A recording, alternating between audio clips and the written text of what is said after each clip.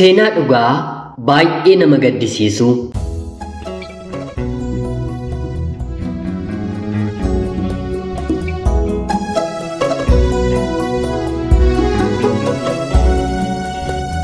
Yooyyaa ashamaa akkam jirtu kabajamtootaaf hordoftoota qophii keenya. Nagaaf jaalalli tokkummaan bakka jirtan hundaatti hunda keessaniif yaa ta'u jechaa guyyaa har'aallee seenaa nama barsiisu tokko madda sooshaal miidiyaa irraan argadhe isiniif qabadheen dhiyaadheeraati. Hanga xumura qophii kanaatti laayikii fi sheer akkanumallee sabskiraayib gochuun na waliin tura. Seenaawwan akkanaa dur ni dhoksama yookiin immoo abbaan seenaa akkana irratti raawwate erga du'ee yookiin immoo erga boqotee booddee dubbatama. Seenaa kanaaf garuu hangam yakka safuunaan cabse ta'us namoonni seenaa kana raawwatan ammallee lubbuudhaan jiru. Isinillee seenaa keessan barreeffamaan yookiin immoo sagaleedhaan qooddachuu barbaaddan karaa telegiraamii @xalayaa jechuun barreessuun naaf qooduu ni dandeessu. Kallachumaan gara seenaa guyyaa har'aatti kan isin dabarsu ani Gammachiis Tashoomeedha.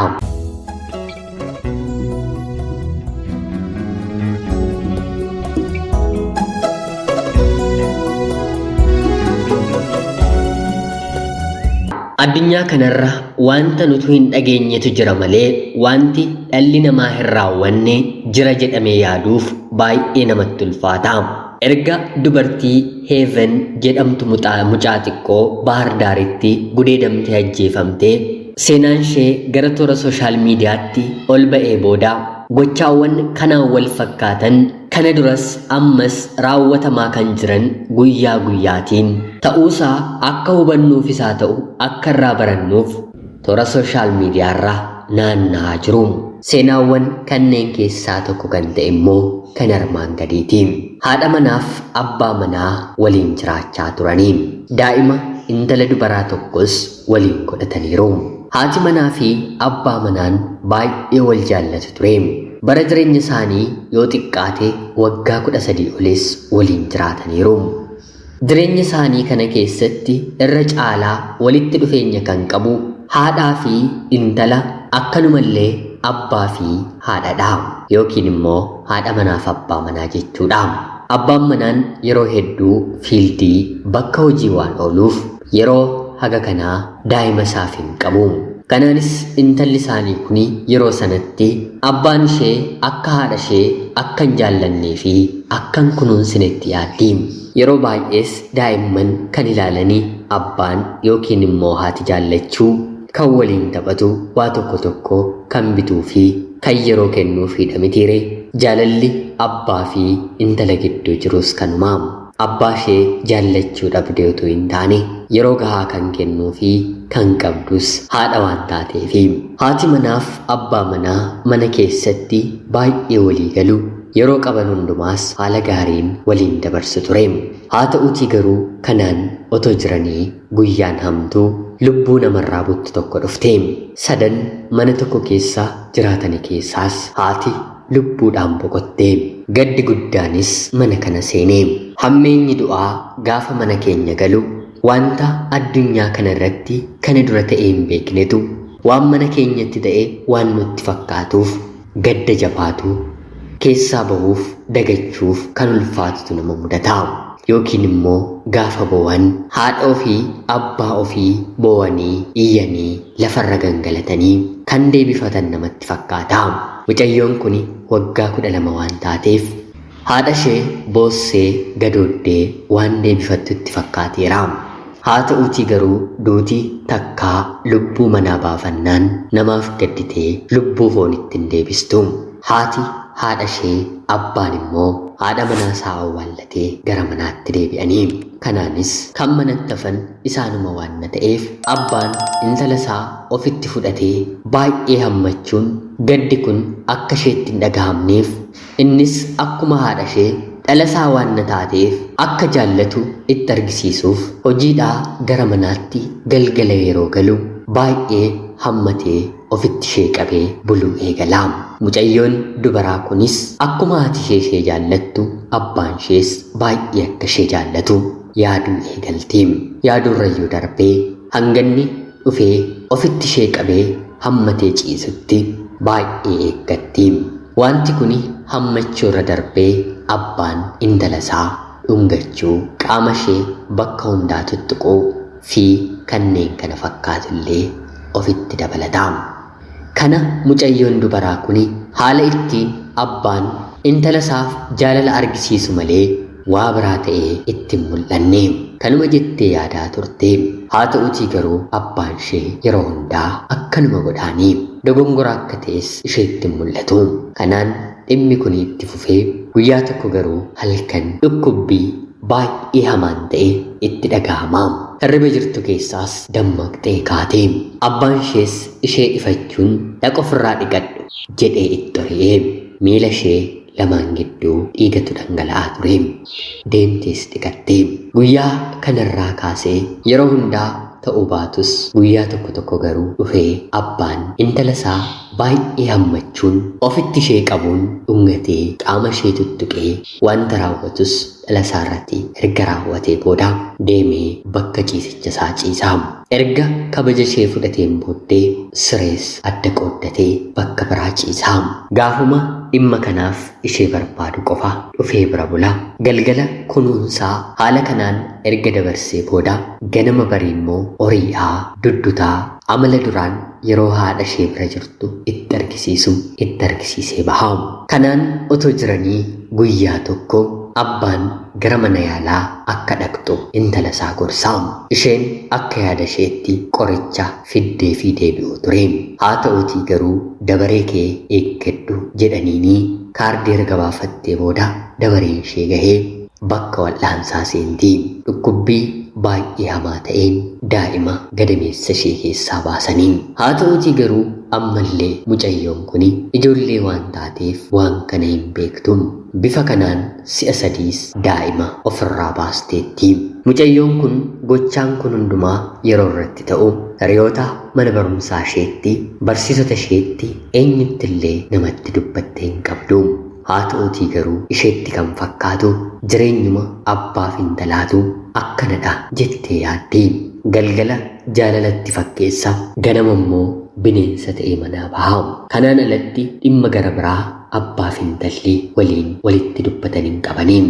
Mana keessa wanti nyaatamu, wanti dhugamu, mana barumsaadhaa wanti ishee barbaachisu yoo jiraate intalli abbaatti dubbatti, abbaan immoo ifachaa yoom dhume yoom kana ta'e jechaa wanta kennu kennee wanta didummoo didee manaa gadi bahaa. Kanaan otoo jiranii nama tokkotti illee iccitii ishee kana otoo hin dubbatiin gaa'ela dhaabbatte. Namni isheen waliin gaa'ela dhaabbatte umriidhaan abbaa ishee waliin nama qixxee ta'uudha. Seenaa ishee kanas abbaa manaa isheef hin qoonneefi kanaan darbitee ofiis daa'ima intala dubaraa godhatee abbaadha mitiree hagaarraatti mana ishee dhaqaa. Yeroo tokko tokko mucayyoo dubaraa ishee fuudhee jilba isaarra yeroo kaa'u qaamni haadha manaa kanaa baay'ee sururaa. Erga gaa'ela godhattee erga mana ijaarratteeti gochaan abbaan ishee irratti raawwachaa ture sirrii akka hin taane ciggaasisaa akka ta'e galaafii dhufe. Iji abbaa ishee fi kan ishee yeroo inni daa'ima qabatu walirra bu'anii suuta jedhee daa'ima ofirraa buusaa. Ija guutuudhaanis intala isaa dhalchee akkana itti taphachaa guddise ilaaluuni.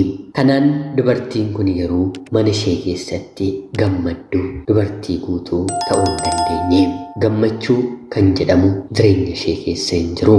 Yeroo baratturraatii kaasee barattoota daree ishee biratti baay'ee callistuu kan hin dubbanne maqaa callistuu jedhu moggaafamee fi otoo hin dubbatiin callisummaan nama jiraattu turedha. Amma garuu gaa'ela keessa erga seentee booda dhugaan kun waan mul'achaa fi dhufeef dubartii baay'ee oriitu nagaa mana isheef hin laanne abbaa ishee yeroo argitu maraadhu kan jedhuuni ijoollee ishees jaallachuu hin dandeenye haala baay'ee ulfaataa ta'e dabarsuu eegalte.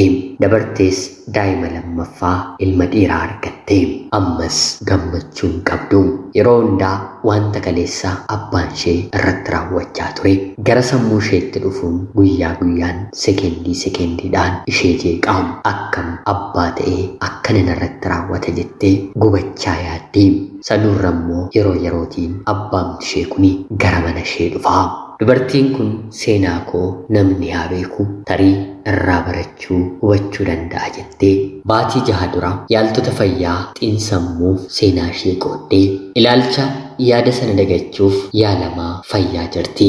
Tokko tokko akkana garaa jabaateeyyuu gara fedhetti haa ba'u jedheeyyuu seenaa gola isaa keessaa godaannisaa baasee akkanatti dubbatee afuurayyuu baafata.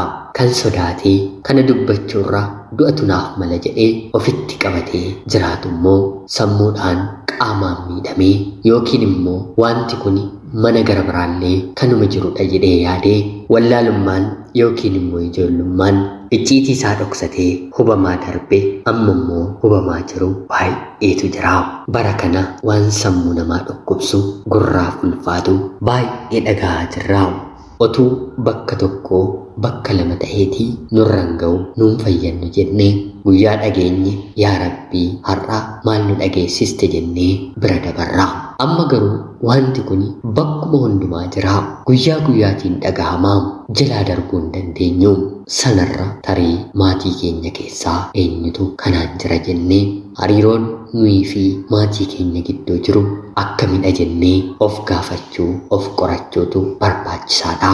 Seenaan kun kan nama gaddisiisu abbaan gochaa kana intala isaa irratti raawwate kuni tarii gara fuulduraatti yoo dhageenya ta'e malee gara seeraatti sin dhiyaanne eenyuyyuu gochaa isaa kana irratti hin barreen.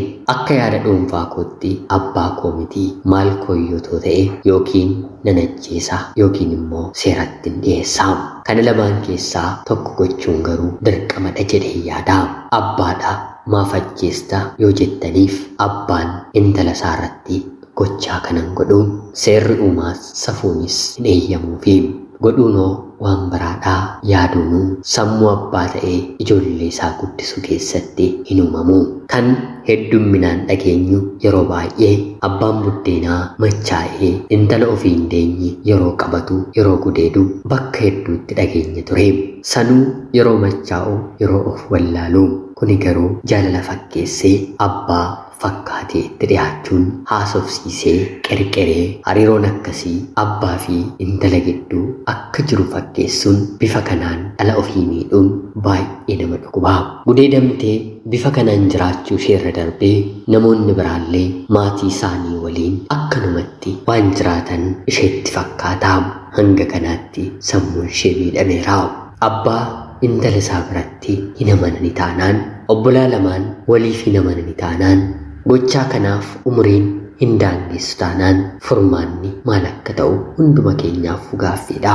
Gochaawwan akkanaa raawwataman maal yoo godhame nutis hawaasni kunis barachuu akka danda'u gaaffiin oliiti.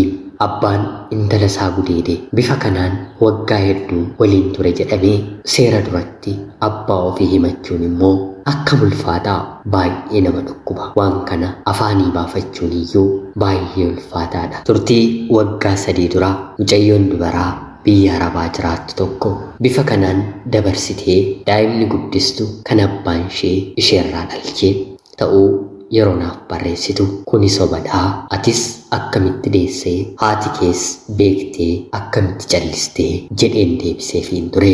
Yeroo dheeraa booddee garuu Oromiyaa keessatti akkatti raawwateen otoo hin taane seenaa nama barsiisu bifa akkanaa godheen dhiyeessee ture. Namoonni muraasnis komentii jalatti waan hin jirre hin odeessinaa, seenaa kalaqxee nutti hin fidiin jedhanii katabaa turanii. Anaan illee otoo jechuu baataniin ajaa'ibaa. Ofiiyyuu yeroo sana seenaa akkanaa fudhachuun natti ulfaatee ture. Golli keenyi otoo ilaalamee wantoota sammuu keenya dhukkubsan seenaawwan ciggaasisoo hawaasni saalfatu kana arguurra dhaga'uurra du'uun furmaatadha kan nu jechisiisan baay'ee qabnaa. Gochaawwan akkanaaf furmaata deebii kan kennuu danda'u akka amantaa kootti Waaqayyodha. Wanta kana nutti furee jinnii hawaasa kana qalbii kanaaf dabarsee kenne yoo deebise malee furmaanni jira jedhee yaadu. Wanta seeratti dhiyaatu barreessanii afaaniin dubbatatanii seeratti dhiyeeffatu. Wanta akkanaa garuu abbaa kiyyatu na gudeede, abbaa kiyyatu ulfa 3 narraa baasise, abbaa kiyyatu na waliin ciisee akkana gochaa ture jedhanii afaan guutanii seera duratti akkamittiin dubbatatu baay'ee ulfaataadha. Baay'ee nama dhukkuba. Rabbi araara isaa nuuf haa baay'isu.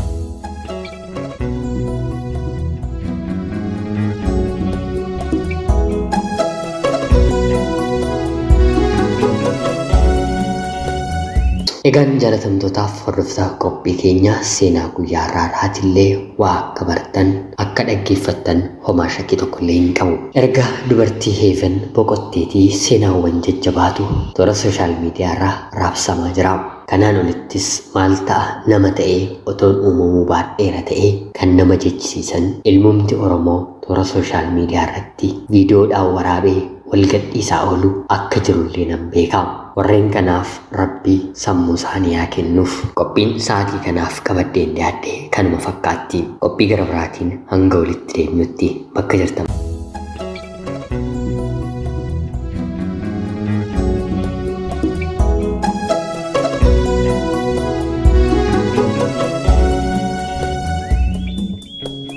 Egaan jaalatamtootaaf hordoftoota qophii keenya seenaa guyyaa har'aatillee waa akka bartan akka dhaggeeffattan homaa shakkii tokkollee hin qabu. Erga dubartii Heeven boqotteetii seenaawwan jajjabaatu toora sooshaal miidiyaarraa raabsamaa jira. Kanaan olittis maal ta'a nama ta'ee otoon uumamuu baadheera ta'ee kan nama jechisiisan ilmumti Oromoo toora sooshaal miidiyaa irratti viidiyoodhaan waraabee wal gadhiisaa oolu akka jirullee nan beeka. Warreen kanaaf Rabbi sammuu isaanii haa kennuuf. Qophiin sa'aatii kanaaf qabadheen dhiyaadhe kanuma fakkaatti. Qophii gara biraatiin hanga walitti deemnutti bakka jirtan maraan turtii gaarii.